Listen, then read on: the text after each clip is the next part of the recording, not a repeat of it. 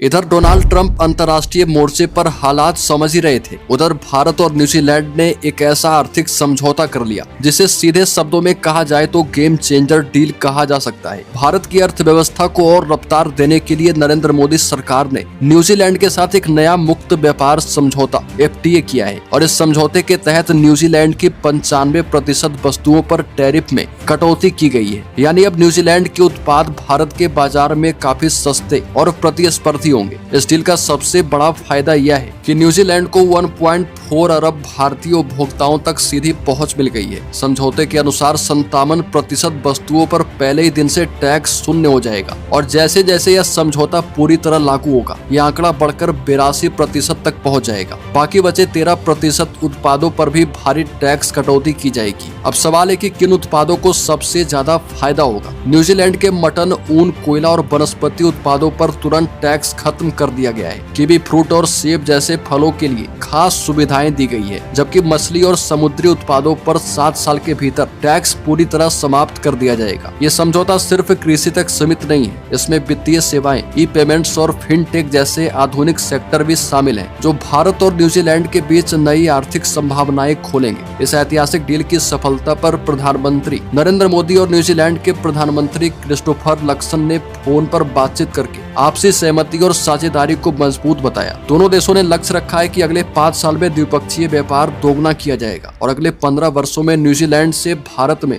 $20 अरब का निवेश आएगा। इससे कृषि, MSME, शिक्षा और खेल जैसे क्षेत्रों में दोनों देशों के नागरिकों को नए अवसर मिलेंगे। वहीं न्यूजीलैंड के प्रधानमंत्री क्रिस्टोफर लक्सन ने सोशल मीडिया पर कहा कि यह समझौता किसानों, उत्पादकों और व्यवसायों के लिए नए रास्ते खोलेगा, निर्यात बढ़ाएगा और यही वजह है कि यह समझौता कुछ वैश्विक नेताओं के लिए एक बड़ा रणनीतिक झटका माना जा रहा है।